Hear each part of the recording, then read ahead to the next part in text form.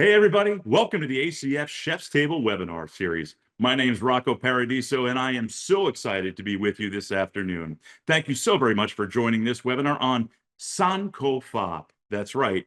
For those that are a little unfamiliar with the American Culinary Federation, or the ACF as we like to call ourselves, let me give you a little background. We're the leading organization for culinary and hospitality professionals, only offering education, certification, and a community for chefs and food service leaders.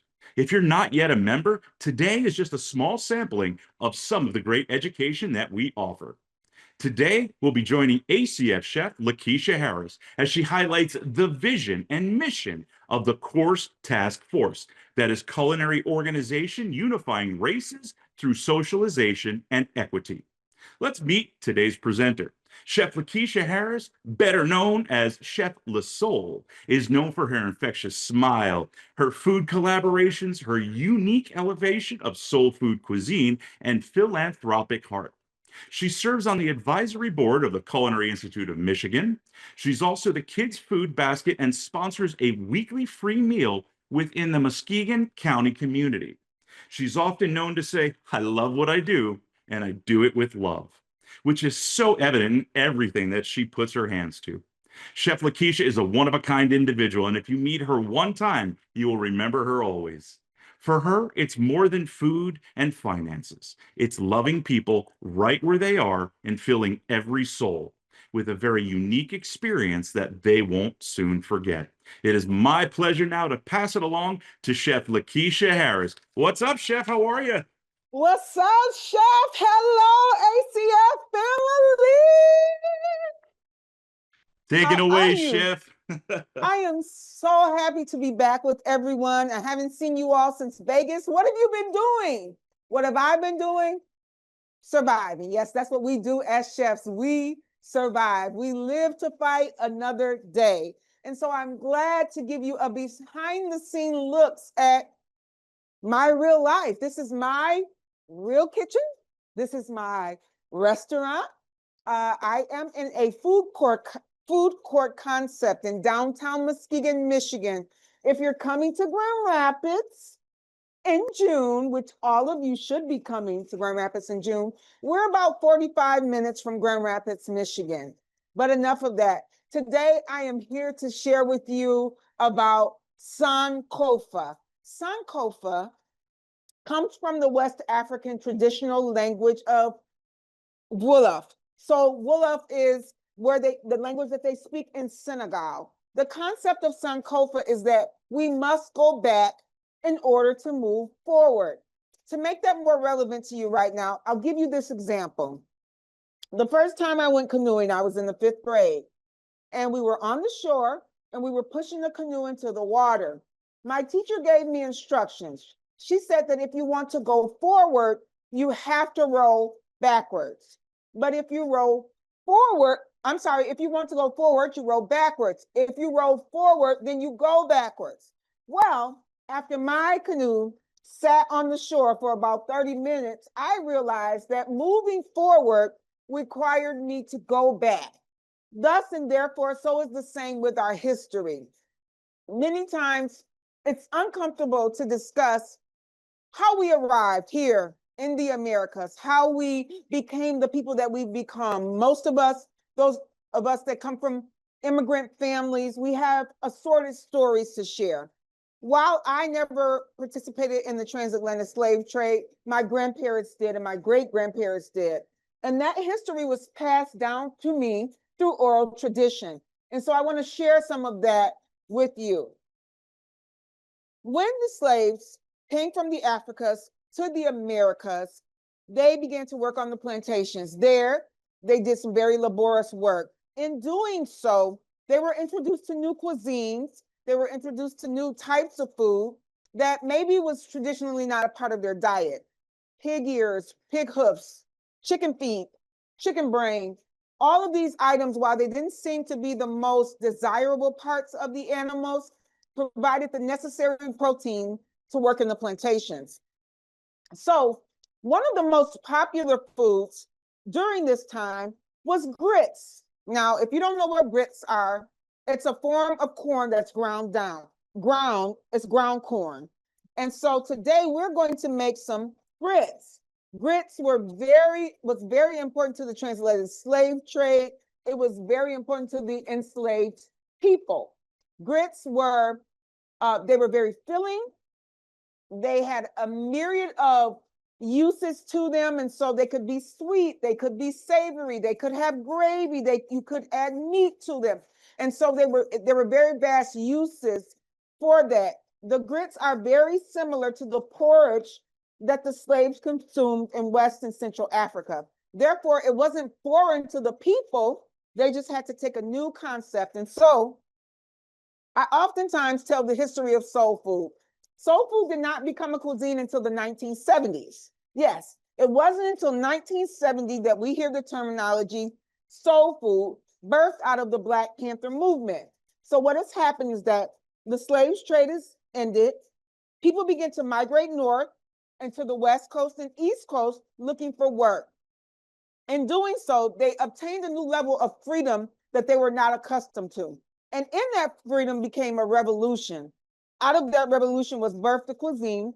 That cuisine is called soul food. Now, I always say this, and I say this with all the love that I have in my heart for you. Soul food is not comfort food. Soul food is soul food. If I tell you that I'm using just a tainch, which is my favorite terminology to use, that could mean a cup, a half cup, a tablespoon, a teaspoon, a liter, a gallon. Well, Chef Lakeisha, how do you measure in your kitchen? There are no measuring cups in the Soulfield kitchen. None. You won't find any here. You use your intellect, you use your senses, you use your heart, you tap into your soul. And so we're going to make some grits. Now, here's what you need to make the best grits you'll ever have in life, okay? So over here I have some water, and I have equal parts water and equal parts heavy cream. To that, I've added some salt. How much salt? I can't hear you. Just a tainch, okay, right. And this is my friend. So you can go with a low sodium version, but chicken bouillon. So I put some chicken bouillon in here as well. Now we're going to make a savory version of grits. I'm not a big fan of doing savory grits with sugar. If you wanted sweet grits, I would say not use the chicken bouillon. So you're going to bring this to a low boiling boil, okay? We're going to use instant 5-minute grits because you have questions and we're not going to spend all day cooking these grits. We have stuff to do, okay? So we're going to use Quaker quick 5-minute grits. For equal parts water and equal parts heavy cream, we're going to use an entire container. And we're going to stir that all in.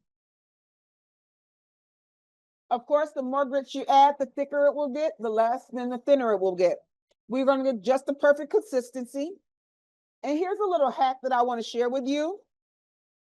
Many times when making grits, we're experiencing clumping. So someone will stand there and stir and stir and stir. Here's the hack. If you leave your mixing spoon in the pot, the grits won't clump. You're welcome. You didn't know that. I'm here to educate you, honey. Yeah, you just leave that right there. You let it marinate, okay? Your grits won't clump. I know you think I'm lying, but I'm telling you the truth. Trust me on this, okay? So I am going to do a thicker version of the grit because we're going to make catfish and grits today. Yes, catfish and grits. That marries our Creole and Gullah culture with traditional soul food cuisine, okay? So I'm going to get a few more grits. And we're going to add just a little bit more because I can already tell the consistency from just looking. And that's not going to be quite thick enough. How much more are we adding? Just a tainch, okay? I know that has to drive you.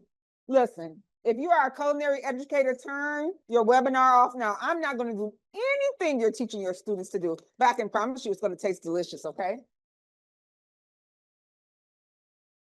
Over here, we have some melted butter, B-U-D-D-A-H, butter. I use butter in my kitchen. Pre-melted butter. How much butter am I using? a tinge, of course. Okay, maybe I don't know. I don't know. Just use butter. I mean, you can never have too much butter, right? Soul food cooking is about cooking from the heart. You know, a lot of times we weren't given a lot of time to go shopping and or we didn't have a lot of, we had rations. And in those rations, you had to be very wise with how you used everything. So we would use lard. Butter was a luxury. Margarine was more common, but butter was a luxury. So since I am a free person and I can freely shop at Meijer, Kroger, and any grocery store, I use as much butter as I want to. Now you'll see that my grits are coming together. It says 5 minutes, but we're going to cook it until the gritty taste comes out. So sometimes I want you to give it a little extra time, okay? This is the great thing about grits. What you taste in your water before you add the grits is how your grits will taste. And so if you taste it while it's still in water form, you can add more salt, you can add more chicken bouillon, or if there's too much salt, too much bouillon, then you know to add more water and more heavy cream, okay? Because what your water tastes like is what your grits will taste like. The grits taste will form according to the water seasonings in there, okay? And so I still stir my grits, even though you can leave your spoon just in there and not move it around. I still stir it. Just, I don't know, it just makes me feel real chefy or something like that. But okay, so we're going to turn that very low. So now, over here we have some catfish fillets. Now, why am I using catfish? Well, catfish are considered bottom feeders. They eat all the nasty stuff and the icky stuff. They really don't have anything that they don't eat. And so the catfish was given to the slaves because they were, not only were they ugly, but also they were considered the less desirable of the fish. We have taken that, and I'm using some Old Bay seasoning, okay? Yes, I really need this much Old Bay seasoning in my kitchen. I probably go through maybe one of these a month, one of these a month. And so Old Bay seasoning, and you're gonna lightly, and I mean lightly, season because it does have salt in it, okay? And so we're gonna lightly season our catfish fillet, just about like so, on both sides.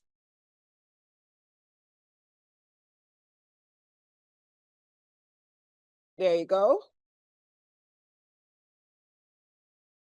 And this was considered a Sunday morning meal. So after you went to church, we are people of griot culture, which means we're oral storytelling people. After the preacher would preach and you come home from church, you would get your catfish. There would be large cast iron pots outside over an open fire, and we would drop that catfish in there, of course, with the head on and all of those things. But I cannot cook a catfish with its head on. I will probably faint in my kitchen. So this is my version of catfish. And so I massage my meat just to make sure that the seasonings are well penetrated through on both sides, okay? So catfish and grits. Catfish and grits almost seem like an oxymoron, like they don't belong together. But you can eat, in the African-American culture, catfish is eaten for breakfast, it can be eaten for lunch, and it can be eaten as a dinner item, as well as a snack. There are so many ways in which we prepare it, whether it be deep fried, whether it be blackened, whether it be stewed. You can see grits as well. If you were to take your grits after they're cooked and you put those into a pan and congeal those, you can cook those like cornbread. Yes, so we use grits as well, just like you use cornmeal, and we would make grit bread, which is similar to cornbread. So grit bread, cornbread, try it, okay? So here's our filet. Anyone have any questions so far? Need me to slow down? Anything you want to ask me? This is interactive. You talk to me, I'll talk to you. So, Chef, one of the questions that we did get, we heard tainch quite a few times. Can you Yes, spell that for us so we can add it to the Food Lover's Companion, please? absolutely. Tainch. Nice. Tainch. Just a Excellent. tainch. And if you stay tuned, in a couple months on Amazon, you'll be able to buy my cookbook, which is entitled Just a Tainch. And so it is the first recipe book. I mean, like, you have all the ingredients, but all the measurements are just a tainch. Yeah, this crazy works for me. Trust you me, people, it's going to work for you as well. Okay. So a tainch, which means a little bit, just enough, not too much, yeah. Any more questions? We did have one. It said, Chef, how did you get your start in kitchens? And when did you feel that you found your voice in kitchens? Woo! Now that's loaded. Now we can park right here. So, as early as I can remember my other cousins, my siblings being able to go outside and play. My grandmother would take me, she would pick me up, she would sit me on the counter, and she would make me pay attention to everything she was doing step by step. We made our own syrup, we made biscuits from scratch, we made our own preserves, we made our own cha-cha, we did our own gardening. I had to go as a friend on Monday. He was dinner in the pot on Sunday. You didn't get attached to your pets very often. But my grandmother would just take time with me. And through that evolution, as a child, I was morbidly obese. And so I hid my love for food. But I can remember in the second grade, being in my second grade class, and my second grade teacher asking me, she said, Lakeisha, what do you want to be? I said, I want to be a chef and I want to have a restaurant. She said, can you draw for me what your restaurant would look like? And the other children, they laughed at me and they were like, oh, she's fat. All she does is think about food. And that scarred me. And so I went through life. I studied abroad. When I was 16, I lived in Brazil for a year. I came back and I actually received a scholarship to go to college to play the concert tuba. I was a concert tuba player, and I received a scholarship to go to the top private college in the state of Michigan to play the tuba, of all things. So when I arrived at college, I studied international and area studies. I realized in college, I tested for Spanish and I tested out of the Spanish class. So by way of immersion and learning to speak Portuguese in Brazil, I was able to speak Spanish. So I'm like, what am I going to do with all of this information? I came back to Muskegon after graduating from college, and I became an immersion teacher. An immersion is when the students come directly from other countries and they're placed inside of a classroom with no formal education. And so I had to teach them how to acclimate themselves to the culture. Okay, I'm going somewhere with this. So from there, I opened a bilingual customer service center for DTE Energy, which is our local energy company, in Detroit, in a subdivision called Mexican Town. There in Mexican Town, I began to translate the sign, work with the Latino community. And I said, you know what? This is not what I want to do with the rest of my life. I kind of think I want to go work in neurosurgery. I know, right? So I said, I want to do neurosurgical assistant, but all the while I was trying to study how food medicates the brain, how it is that when we eat, it calms certain parts of us, how it is that when we eat and when we experience different senses, how it communicates to us. And through studying the brain, I began to improve my health. I began to eat with more wisdom and learn portion control. And I began to experience weight loss. And so the stigma associated with being overweight was removed from me. And I remember working in neurosurgery. And at this time, I had one daughter. My daughter and I were there, and I was going through a divorce, and she was in the office with me, and I was working 80 to 90 hours a week. And I thought, this is not the life that I really want to live. I want to cook. I know this is what I'm supposed to be doing with my life. And so I had an epiphanal moment. And I remembered the kids laughing at me and saying, all she does is think about food. All she wants to do is eat. And something clicked in me and said, you can get paid to think about food. You can get paid for the things you eat. And so I gave my 2 weeks notice. And I went from 160,000 a year to being on food stamps, to losing my home, to losing my car. I slept on people's floors. I slept on couches. I asked if I could cook at various places. And believe it or not, the first major gig that I received was catering the tour bus for the Four Tops and the Temptations. Now, look, if you don't know who the Four Tops and the Temptations are, shame on you. For those of us who know, then, you know, Motown, right? And so I'm catering for the tour bus for the Four Tops and the Temptations. And I'm watching these celebrities in my eyes that I grew up listening to enjoy my food. Now, all of the originals were not there. Only a few were left still alive. And I said, this is what I know I'm supposed to do with my life. It didn't matter to me what I lost, what I had to go through. I knew that I was destined to cook. Now, finding my voice. So in 2020, COVID happens. When COVID happens, I moved back from Detroit, Michigan to Muskegon, Michigan, which was my hometown. And I can remember coming back and we did not know what was going on with COVID. And I stated to a local bar owner, I said, if you let me come in and cook and feed the people, I'll get food from Detroit, bring it into Muskegon because we weren't getting food here, and I'll feed people. And I remember one day cooking out of this small bar with a kitchen maybe the size of my range to my fryer. And we started off making $400 a week. Somewhere in the height of COVID, we went from $400 a week to $12,000 a week in food sales. And I remember my daughter saying, hey, Mom, there's a news reporter outside and there are people everywhere. And there were people actually lined up for city blocks trying to get my food. And I'm like, this is what I know I'm supposed to be doing with my life. Financially, it was not the wisest decision, but the hours that I put in, it never felt like work a day in my life. Finding my voice came with the American Culinary Federation, and that is the God honest truth. Because sometimes when you're amongst your peers and people who grew up around you, they don't hear what you have to say.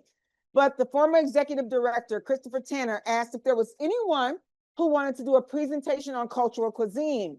And as I began to look through the archives of the American Culinary Federation, I saw there was nothing on soul food. And so I reached out like, hey, I have a presentation that I wrote on soul food. Would you be interested in hearing about it? And he said, sure. And we met via telephone call and then began my relationship with the ACF. And then in 2024, for the first time, soul food was presented as a cuisine and a live demonstration at the ACF convention in Phoenix. And from there, I never stopped talking. I never shut up again. I never will stop talking about soul food. And from that came course. From that came all of the initiatives that we now see with Black and brown chefs no longer being afraid to step forward, share our culture, and share our voice with the ACF. So that's the long answer to a short question, but it's the truth through and through. Any more questions for me before we get back to this catfish? No, Chef, that's it for right now, but I'm sure they're all going to be coming in through the chat in just a few moments. Okay. So let's go back over here and look at our grits. All right. So our grits, there are no lumps in our grits. If these were too thick, you can add more heavy cream. You can add milk. You can add sour cream. You can add cream cheese, but you want to add something with a dairy or heavy fat base. So I'm happy with the consistency. And there are no lumps. I think I want to add a little more milk to that. So let me grab some milk.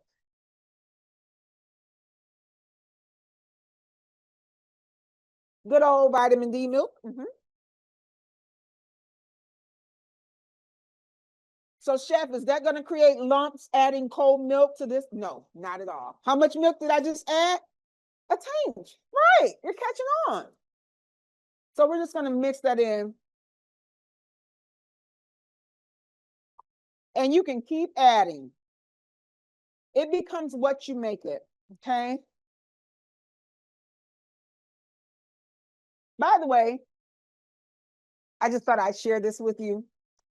2025, you guys know what that logo means. Excellence, right? Greatness. Thank you, local chapter, Chef of the Year. I just thought I would share that with you guys. I really do look at this while I'm cooking. It's my motivation. Okay, stay. Okay. So here's our grits. There we go. The longer grits sit, the more they thicken. Remember that, okay? So if you're at home and you're making grits and they look runny, don't worry about it. They thicken the longer they sit. All right. So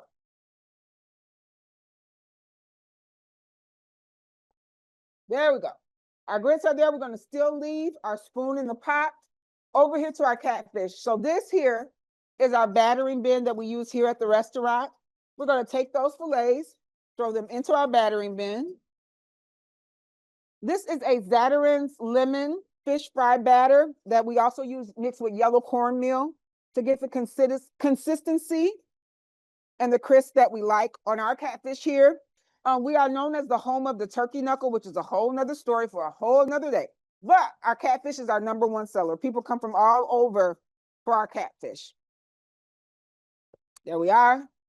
So as you're battering, when you pick up your fish, if you can still see flesh, go ahead and dredge it some more. You don't want to see any of the flesh on the fish. You want to really heavily coat it, pack that in.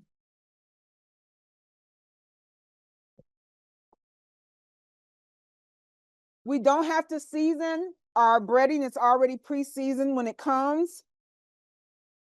Again, I use Zatarain's with lemon for my breading and then regular cornmeal, yellow cornmeal, okay? All right, I'm pretty happy with that. There we go, like this, like that, okay? So 350 degrees. If I would have turned the fryer on, that would have been perfect. Let's see why my fryer isn't working. Okay, we're gonna use this fryer. Technical difficulties.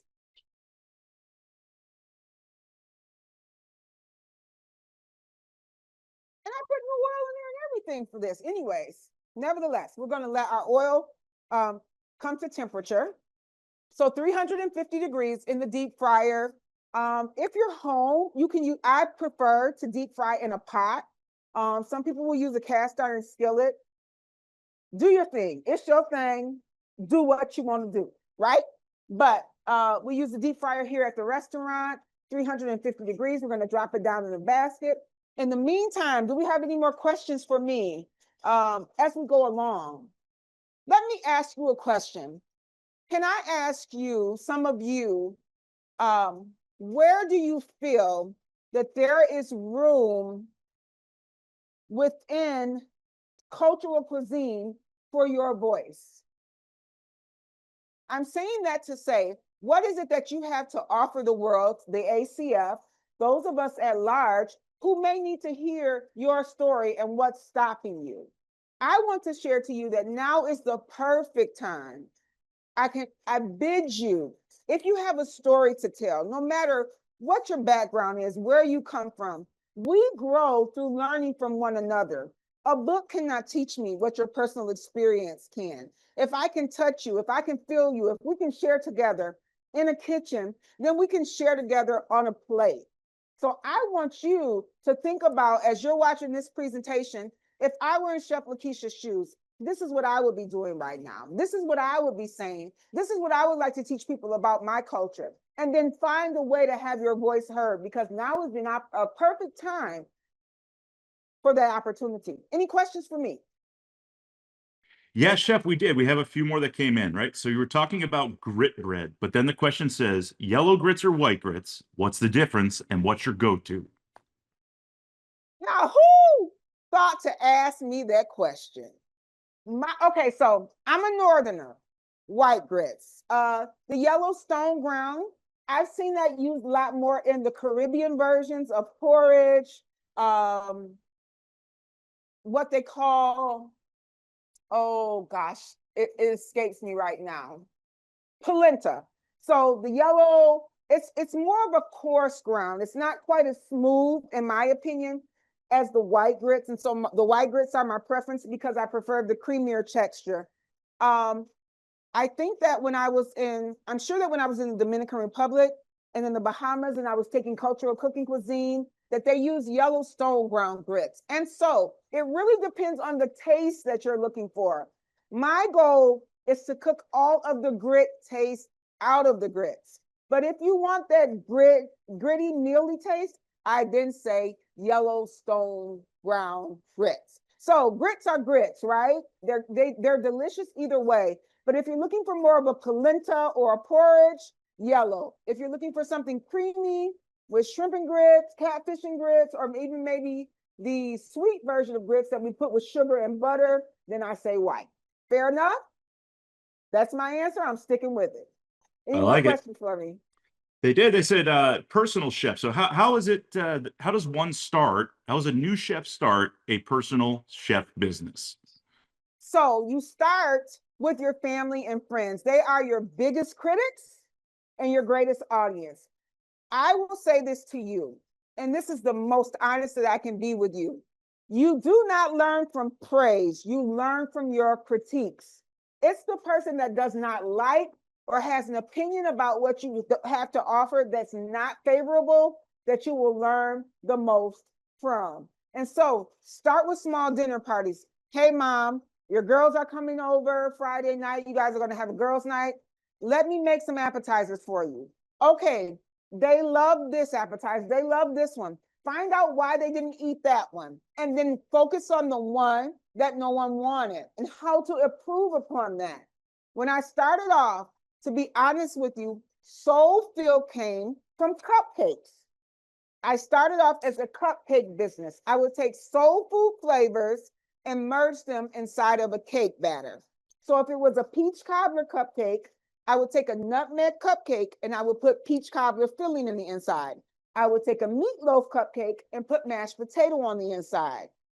I would take a chocolate cupcake and put coconut and pecan on the inside. And so soul filled, they were cupcakes filled with soul food flavors. How that became a movement, how that became the first African-American female-owned restaurant in my city ever in history, how that has turned into an enterprise, how we are now looking for our seasonings, sauces, and marinades to be held in a local grocery store is beyond me. I just kept showing up every day. And the one thing I want to say to you, if you're going to become a personal chef, never stop reinventing yourself. What I did when I started in 2016 is not what's going to work in 2026. And what I'm doing even now. So this is bittersweet because this week, to be honest with you, this week, this Sunday, I will be closing this location and moving on to the next part of my life. This was my baby. This was my child. This is what I always dreamed of doing. But this was the dream of a girl who was 8 years old in the second grade. Now I am a woman, 49 years old, who is in the last seasons of her life. I probably have 40 more summers that I'm going to enjoy. Do I want to enjoy those here in a restaurant being encumbered with so much overhead, with personnel issues, with all the various things that comes with restaurant ownership? No, I believe that my voice needs to be shared with the world. And so it's bittersweet, but this Sunday is my last day in this building. I'm not stopping cooking. I'm not going to not be a chef. I'm not going to move forward, but there's just another leg of my journey. And you know what the crazy part about it? I don't know what's next. All I know is that this door is closing so that another can open. So to you, whatever your dream is, I don't know how many no's you've received. All you need is one yes to change the trajectory of your life. One yes will open so many doors for you. Everything you see in this restaurant, I paid for cash. Not one bank would give me a loan. No one would have audience with me. No one would give me a credit card because no one was going to finance a dream. And so I worked day and night. I saved. I drove my car until it fell apart. I live in a small apartment. I didn't go and splurge on the luxuries of life because this was bigger for me. And so now when I look at this, I can say, Those are really my fryers. That's my range. That's my oven. That's my commercial refrigerator. That's my salad bar. That's my point of sale system. And I pay for it and I don't owe anyone. Would I like to go to a bank? Would I like to see Soulfield scale? Absolutely.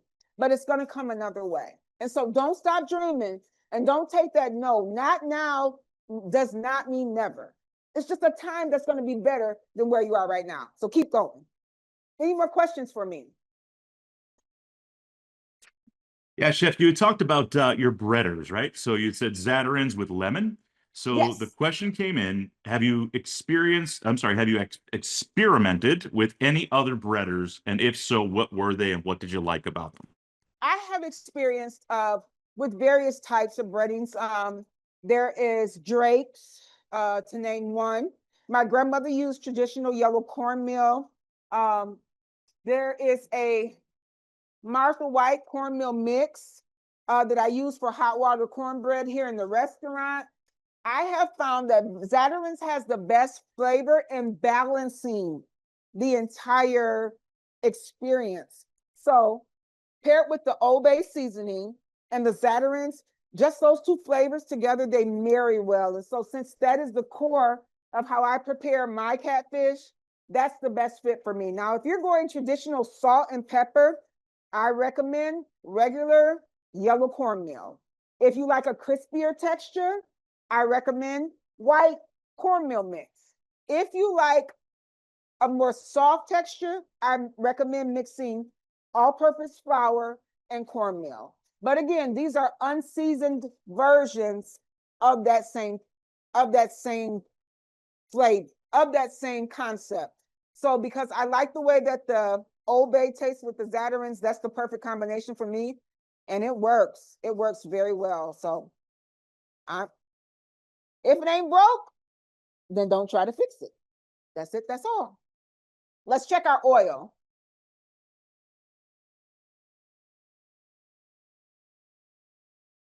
Okay. So I think we're ready. There we go. Our catfish fillet is down.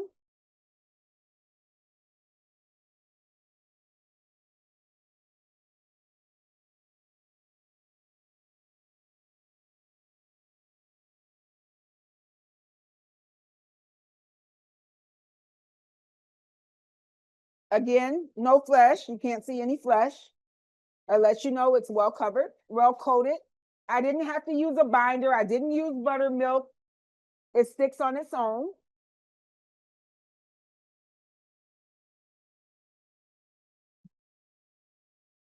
All right. And we're going to deep fry that just for about 6 to 7 minutes.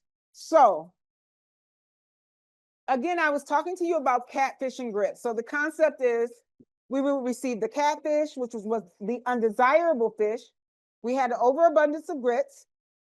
And so we use it in various ways, but I like to elevate my catfish and grits. So here at Soulfield, we do something called a loaded catfish and grits.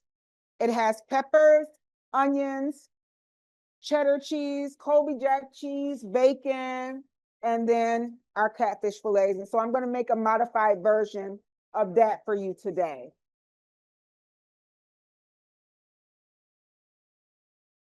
Okay, so we're going to get rid of this.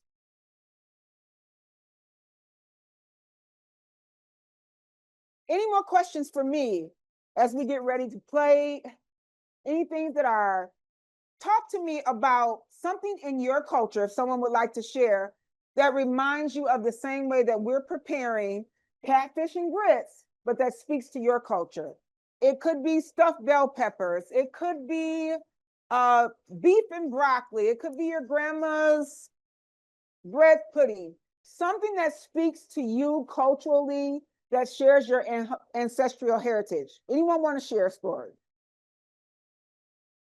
So, Chef, we had one come in and it said this, we recently just had Lunar New Year and dumplings were a big part of Lunar New Year.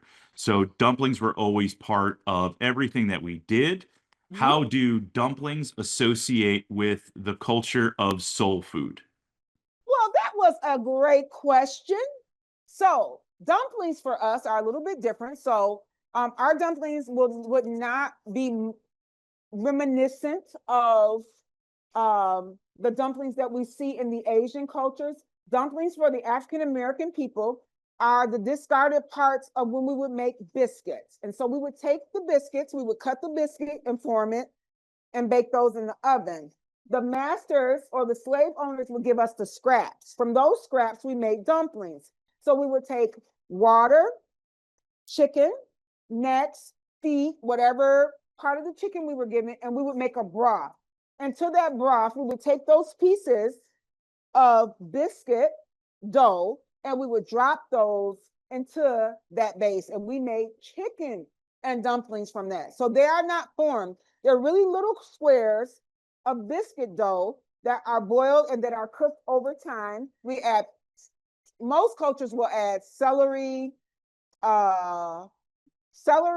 carrot, a little onion, and we season that, and that's our version of dumplings. So chicken and dumplings is the soul food version of the Asian dumpling. Great question. Anyone else?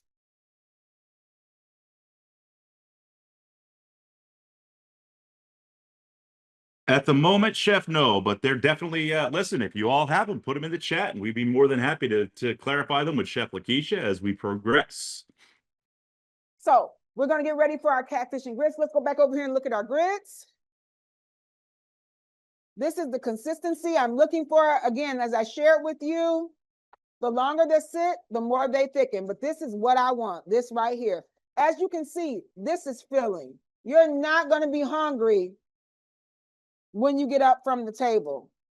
And there are so many more things you can do. You can add andouille sausage and make a gravy, and you can have grits and gravy. You can have shrimp and grits. You can have fried chicken and grits. There are so many. This is such a major vehicle for so many things. One thing that I will do after these grits are used, and if I have some left over, I'll put them into a pan. I'll freeze them, cut them into squares, use the same batter that I use for my fish. I'll dredge that square of grit in there and I'll deep fry it. And then you can have deep fried grits as well. They are delicious. It will remind you of a polenta cake. Okay. This is how our catfish is looking. See how beautiful that is? We're going to put that down. Okay, let's get ready to play.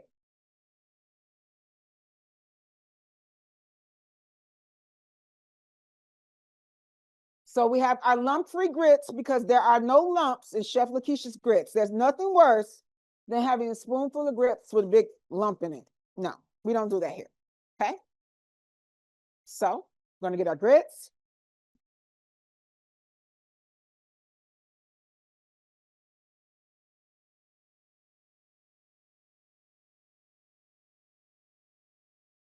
And we're going to add them.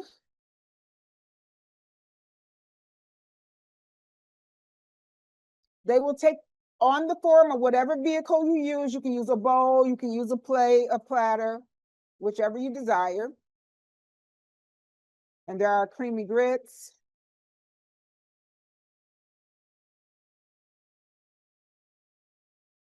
We'll come over here. And we are going to add some more butter.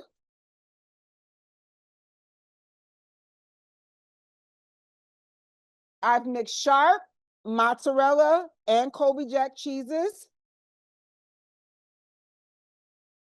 How much cheese am I using? Just a tinge, right?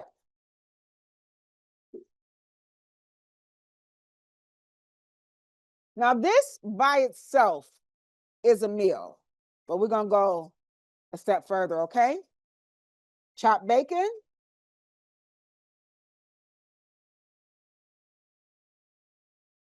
There you go. Give our catfish fillets just a little bit more time. We'll chop down a little bit of parsley. This also looks good and pairs well with broccolini microgreens. If you're into microgreens as well. And we're just going to chop that down a little bit.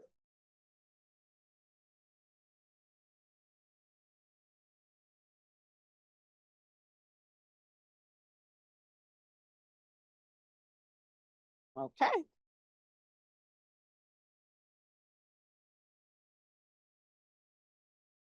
Catfish is ready. We're going to drain the excess oil.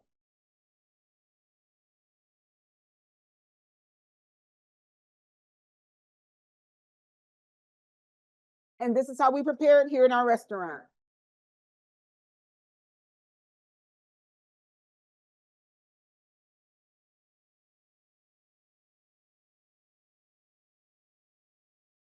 There's your catfish.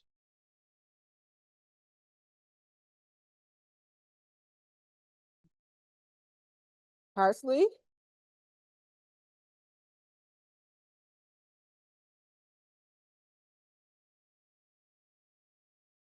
Lemon. And voila. That's your soul-filled catfish and grits. Now, I would cut a section and mail it out to each corner of the earth for you. Nevertheless, you're going to have to do this at home. And if you need any instructions, you can always reach out to me. Chef Lakeisha, you went too fast. I missed something. But I want you to send me your best version, specific to you, your family, your tradition, and your culture. And let me see what you can do with catfish and grits. All right, I'm ready for more questions. You can ask me anything you'd like to know about soul food, about the African-American culture, about the evolution of soul food, and where we are going as an organization, as the course organization with the American Culinary Federation. So this one came in, Chef, and that looks absolutely phenomenal, by the way. I would love to try some of that. So what would you say is a great seasoning mix for soul food, and how would you make a seasoning mix for soul food? So it's a two-parter. Okay, a great seasoning mix for soul food. I think that the all encompassing that's in every African American kitchen in America is Lowry seasoning salt. I mean, if you're African American and there's no Lowry seasoning salt in your cabinet, you're kicked out of the culture. It's just a rule. It's just the truth. Nevertheless, if you're going to make your own version of an all-purpose seasoning, we're going to start with kosher salt, smoked paprika. Let's do a little bit of parsley. We're going to do some minced onion, some garlic, and probably, I would say, a taint, and I mean just a taint of turmeric for color. One of the most amazing seasonings that I use in almost every recipe, and I think I have one right here. Nope, it's over there. Sazon by Goya. Oh my God, I don't know what's in this little packet. Let me go grab one for you.